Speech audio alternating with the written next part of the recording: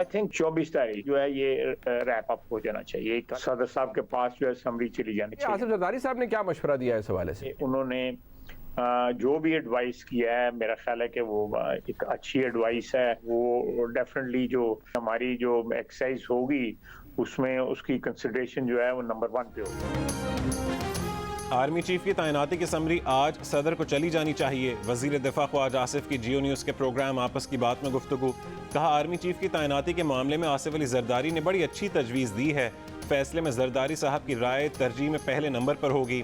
सदर के समरी रोकने से गैर यकीनी सूरत हाल तो ज़रूर होगी, हुकूमत को धचका भी लगेगा, लेकिन हतमी शिकस्त इमरान खान को होगी। इमरान खान के पास इदारे से ताल्लुकात बेहतर करने का ये एक मौका भी है।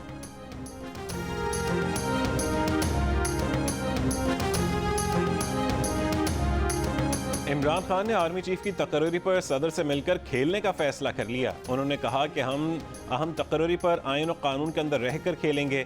एक इंटरव्यू में इमरान खान ने कहा कि सदर मुमलिकत आरिफ अलवी बतौर पार्टी सदर उनसे आर्मी चीफ की तकरीरी पर मशवरा ज़रूर करेंगे।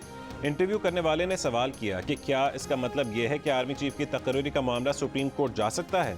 क्या समरी रुक भी सकती है? इमरान खान ने जवाब दिया वो अभी कह नहीं सकते, आइन और कानून के बीच में रहकर खेलेंगे। उन्होंने कहा खुद उन्हें इससे फ़र्क नहीं पड़ता कि कौन आर्मी चीफ बनेगा।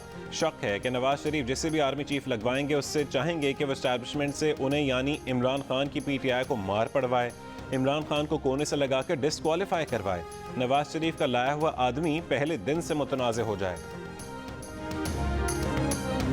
है जो मशवरा वज़ीर-ए-आज़म साहब भेजेंगे उसको उसकी मंजूरी लाजमी तौर पर सदर साहब ने देनी है।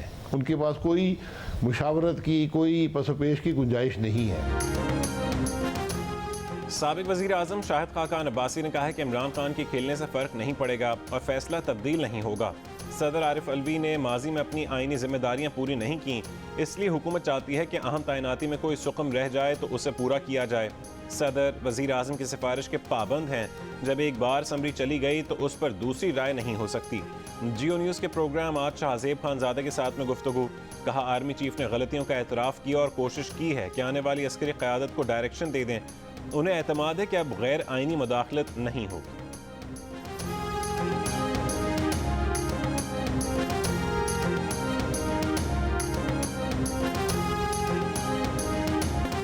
सदर आरिफ अलवी आर्मी चीफ की तैनाती की समरी गौर करने के लिए रोकना या वापस करना गैर आइनी नहीं है। तहरीक इंसाफ के रहनुमा असद उमर की राय कहते हैं कि ना वजीर आजम का एक्शन गलत होगा ना सदर का इकदाम।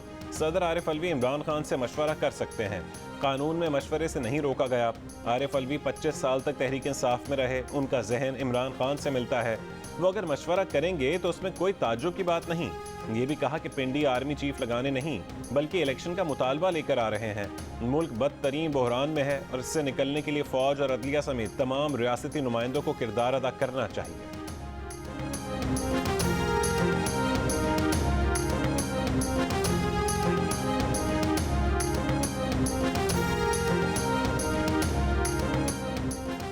आसिफ अली जरदारी मुंतखब रुकन कौमी असम्बली और एक जमात के सरबरा हैं, उनसे मुशावरत हो सकती है, मगर सदर आरिफ अलवी इमरान खान से क्यों मुशावरत करेंगे? इमरान खान तो अपने बकौल कौमी असम्बली के रुकन तक नहीं। पीपल्स पार्टी के सीनियर रहनुमा कमर जमान कायरा की जियो न्यूज़ के प्रोग्राम आज शाहजेब खानजादा के साथ में गुफ्तगू। कहा इमरान खान साइफर से खेले, शौकत तरीन से कहकर पाकिस्तानी मईशत से खेले, IMF के मुआहदे से खेले, अब कह रहे हैं कि आर्मी चीफ की तकर्रुरी से खेलेंगे। खान साहब किस किस चीज़ के साथ खेलेंगे?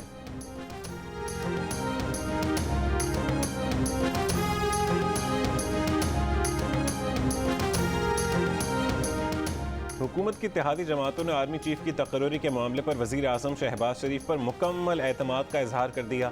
वज़ीर आज़म हाउस में होने वाले इजलास में फैसला। साबिक सदर आसिफ अली जरदारी ने कहा है कि शहबाज शरीफ आप वज़ीर आज़म हैं और आइन ने यह इख्तियार और इस्तेहकाक आपको सौंपा है। मुशावरत करने पर इत्तेहादी जमातों ने वज़ीर आज़म का शुक्रिया अदा किया।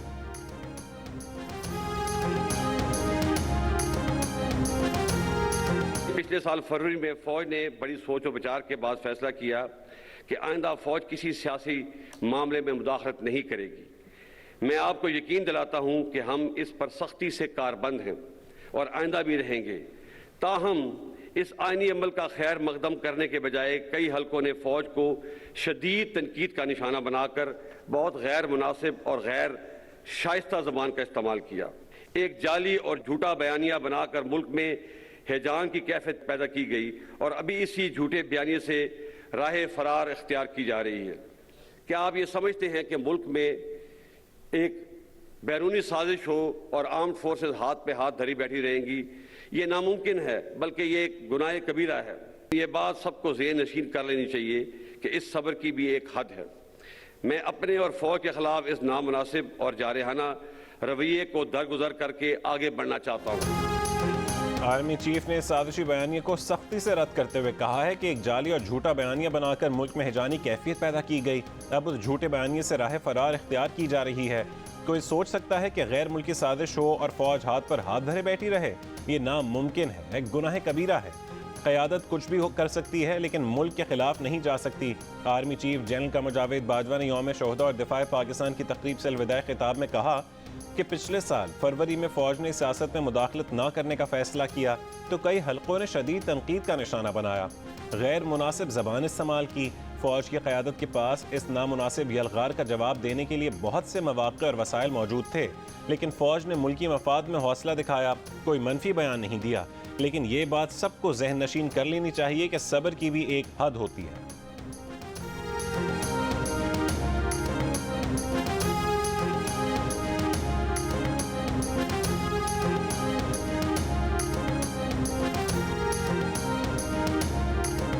2018 के इलेक्शनों में बाज़ पार्टियों ने आरटीएस के बैठने को बहाना बनाकर जीती हुई पार्टी को सिलेक्टेड का लक़ब दिया और 2022 में एतमाद का वोट खोने के बाद एक पार्टी ने दूसरी पार्टी को इम्पोर्टेड का लक़ब दिया। हमें इस रवैये को रद्द करना होगा। हार जीत सियासत का हिस्सा है और हर पार्टी को अपनी फतह और शिकस्त को कबूल करने का हौसला पैदा करना होगा ताकि अगले इलेक्शन में एक इम्पोर्टेड या सिलेक्टेड गवर्नमेंट के बजाय इलेक्टेड गवर्नमेंट आए। Army chief general Qamar Javed Bajwa ने कहा है कि 2018 के इंतखाबात में बाज़ जमातों ने आरटीएस के बैठने को बहाना बनाया, जीती हुई जमात को सिलेक्टेड कहा। 2022 में एतमाद का वोट खोने के बाद एक पार्टी ने दूसरी पार्टी को इम्पोर्टेड का लक़ब दिया। हमें इस रवैये को रद्द करना होगा। हर पार्टी को अपनी फतह और शिकस्त को कबूल करने का हौसला पैदा करना होगा ताकि अगले इलेक्शन में एक इम्पोर्टेड या सिलेक्टेड हुकूमत की बजाय इलेक्टेड हुकूमत आए।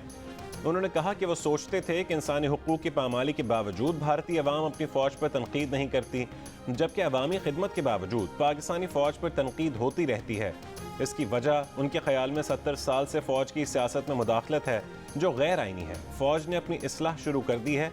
उम्मीद है कि सियासी पार्टियां भी अपने रवैयों पर नजर सानी करेंगी।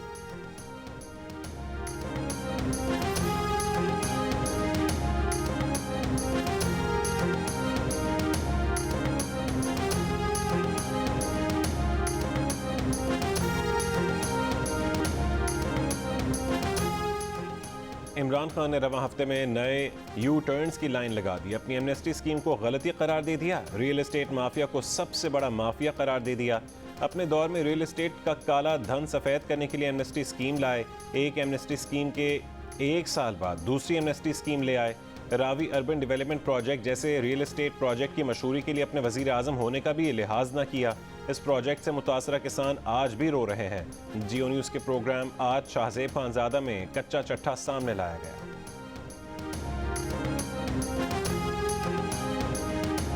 पाकिस्तान को मुआशी इस्तेहकाम के लिए इस्लाहात का अमल तेज़ करने की ज़रूरत है। रिकवरी प्लान की बर वक्त तैयारी ज़रूरी है। IMF की पाकिस्तान में नुमाइंदा एस्तर पेरेस का बयान, कहा कि IMF पाकिस्तान में मुस्तहिकीन को ज़्यादा मौसर तरीके से इमदाद देना चाहता है। मुतासरीन की ज़रूरियात को टारगेट करके इमदाद पहुँचानी होगी। पाकिस्तानी हुक्काम से पॉलिसीज़ में तरजीहात पर बातचीत हो रही है।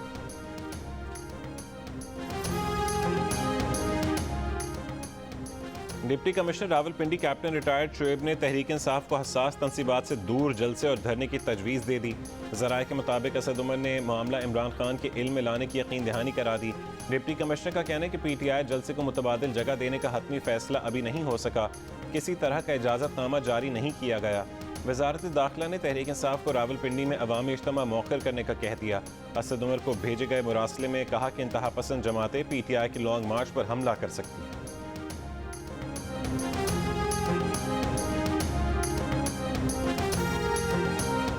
चेयरमैन तहरीक इंसाफ के chief of staff senator Shibli Faraz ने कहा है कि मार्च के शुरा पर तशद्दुद या दहशतगर्द हमला हुआ तो वफाक की हुकूमत जिम्मेदार होगी। किसी भी नाखुशगवार वाक़े या इमरान खान की सलामती पर हमले की जिम्मेदार वफाक की हुकूमत होगी। इस्लामाबाद पुलिस और इंतजामिया की जिम्मेदारी है कि फुल प्रूफ सिक्योरिटी फराहम की जाए।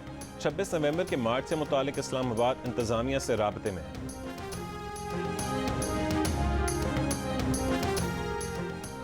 इमरान खान पर वज़ीराबाद में हमला केस की JIT को किसी दूसरे हमला आवर की मौजूदगी और फायरिंग के शवाहिद नहीं मिले। ज़राए JIT के मुताबिक कंटेनर पर खड़े एक गार्ड की फायरिंग के ठोस शवाहिद मिले हैं। गार्ड की शनाख्त के लिए कंटेनर पर मौजूद गार्ड्स के असलहे का फोरेंसिक करवाया जाएगा। शनाख्त के बाद गार्ड को शामिल तफ्तीश भी किया जाए।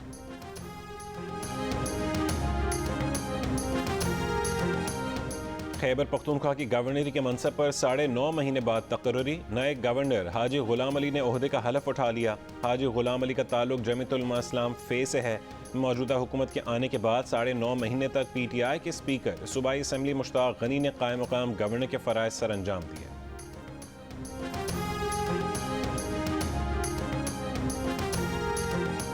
सखर हैदराबाद मोटरवे मंसूबे में एक के बाद एक इंकशाफात। नेशनल हाईवे अथॉरिटी ने M6 मोटरवे मंसूबे की ज़मीनों की खरीदारी के लिए डिप्टी कमिश्नर मिटियारी और डिप्टी कमिश्नर नौशेर फ़िरोज़ को 7 अरब 71 करोड़ 16 लाख रुपए से ज़्यादा के फंड्स जारी किए।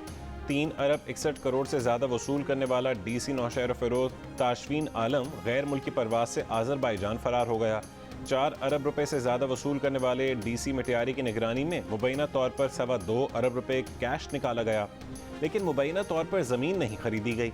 NHA ने ज़मीन की हवालगी का मुतालबा कर दिया। वजारत मवासिलात का मिटियारी मोटरवे में मुबैना करप्शन का नोटिस। मिटियारी मोटरवे में करप्शन की तहकीकात आज से FIA टीम करेगी।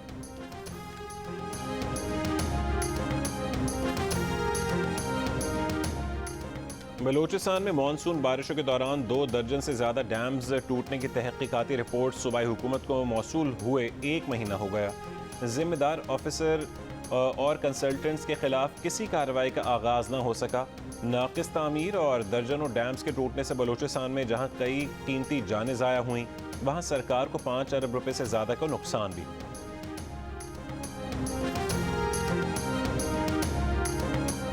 साबका मशरकी पाकिस्तान एक फ़ौजी नहीं, एक सियासी नाकामी थी।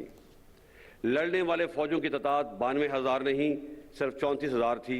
बाकी लोग मुख्तलिफ गवर्नमेंट के डिपार्टमेंट्स में थे और इन 34,000 लोगों का मुकाबला 2.5 lakh Indian army, 2 lakh trend मुक्ति बैनी।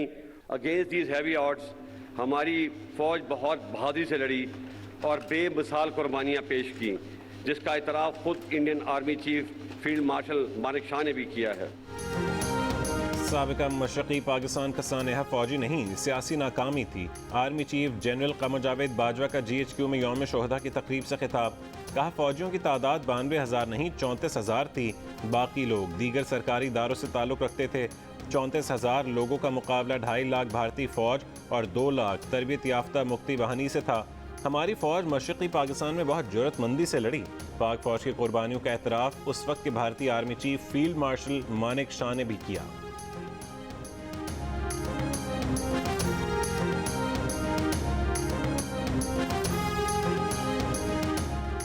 अमीर जमात इस्लामी सिराजुल हक का फ़ौज का सियासत में अदम मुदाखलत का ऐलान का खैर मकदम। सिराजुल हक का कहना है कि इस्टेब्लिशमेंट गैर जानिबदार रही तो PDM और PTI का इक़्तिदार ख़त्म हो जाएगा। हुक्मरानों का मकसद माल बनाना, तोशाखाना लूटने में सब मुलव्वस हैं। पाकिस्तान में वसाइल का नहीं, मुनसिफाना तकसीम का मसला है।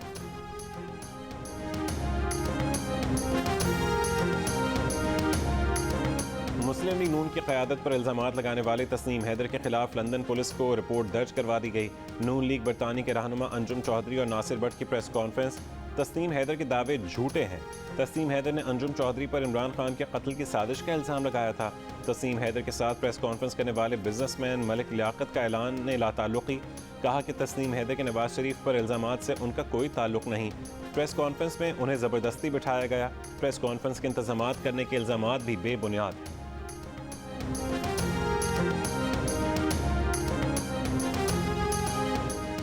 वज़ीर आला पंजाब चौधरी परवेज़ इलाही ने वज़ीर आज़म शहबाज शरीफ पर शदीद तनकीद करते हुए कहा है कि शहबाज शरीफ को तो मांगना भी नहीं आता। शहबाज शरीफ बाहर जाकर हमारे मुल्क को बदनाम करता है। जहानिया में जलसे से खिताब करते हुए कहा कि शर्मुल शेख में भी जाकर इनको शर्म नहीं आई और वहाँ पर भी मांगना शुरू कर दिया। हमें तो डर था कि कहीं शहबाज शरीफ वापसी की टिकट ही ना मांग ले।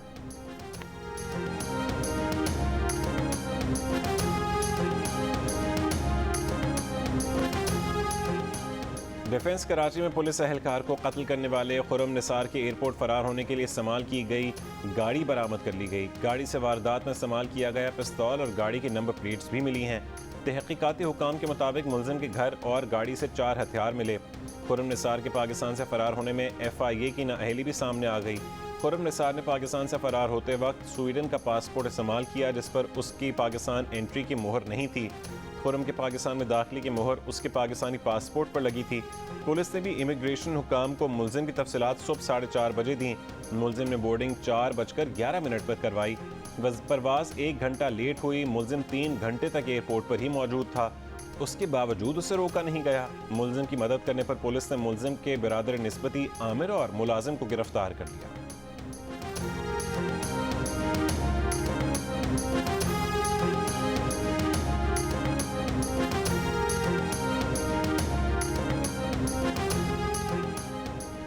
शाहजेब कत्ल केस के मुलजिम शाहरुख जतोई को मलिर जेल से रिहा कर दिया गया। रिहाई सुप्रीम कोर्ट की जानिब से शाहजेब कत्ल केस के मुलजिमान को बरी करने का फैसला दिए जाने के बायस अमल में आई।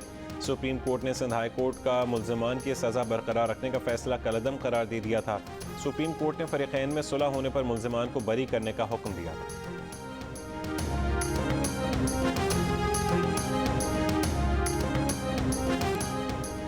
सिंध हुकूमत का गन्ने की फीमन इमदादी कीमत 302 रुपये मुकर्रर करने का फैसला। मुशीर ज़राअत मंजूर विसान का कहना है कि सिंध हुकूमत ने गन्ने की कीमत पंजाब से ज़्यादा मुकर्रर की है। सूबे के मुख्तलिफ अजला में शुगर मिलें चल रही हैं। PIA लाहौर स्टेशन जाली तालीमी असनाद पर भर्ती 113 अफराद के खिलाफ मुकदमा दर्ज कर लिया गया। मुकदमा PIA में 10 साल के ऑडिट रिपोर्ट की रोशनी में इंक्वायरी के बाद दर्ज करवाया गया। जाली तालीमी असनाद पर भर्ती मुलाजमीन में खवातीन भी शामिल थी।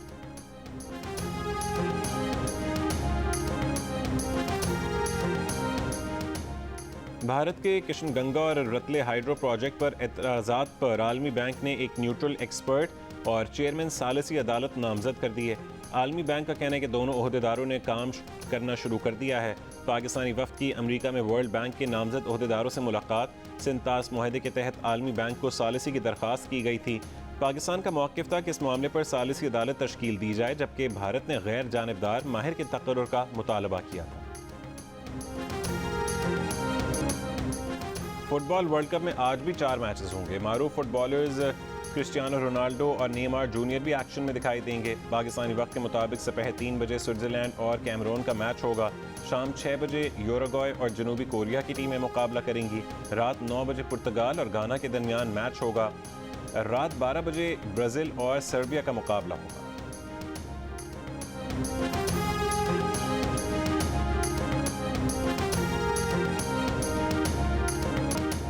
सेंट्रल एशियन वॉलीबॉल चैंपियनशिप आज से लाहौर में शुरू होगी। ईरान, अफगानिस्तान, बांग्लादेश और श्रीलंका की टीमें पहुंच चुकी।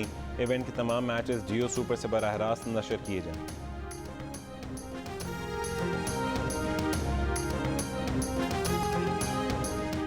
पेशावर में खताती, दस्तकारी और मुजस्समा साजी के मुकाबले मुख्तलिफ तालीमी इदारों की तलबा तालिबात ने अपने फ़न के जौहर दिखाए। नुमाया पोजीशंस हासिल करने वाले तलबा को इनामात दिए गए।